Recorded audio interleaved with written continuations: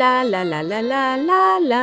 আরে ম্যাম শুনছেন আপনার টাকা এখানে পড়ে গেছে। কি বললি তুই? ছোট লোক কোথাকার, আমাকে তুই টাকা দেখিয়ে দিস? এগুলো তো আপনারই টাকা, তাই বললাম। আবার মুখের ওপর তর্ক করিস? আমি কে তুই জানিস? উঠিয়ে দে টাকাগুলো আমাকে। আপনি আমাকে বলতে পারতেন। এই কথা তোকে বলতে হবে কেন? একজন ভদ্রলোকের সামনে কিভাবে কথা বলতে হয় জানিস না? ওঠা টাকাগুলো। এই নিন আপনার টাকাগুলো। টাকাগুলোতে অনেক ময়লা পড়ে আছে। আর কি করছিস কি তুই?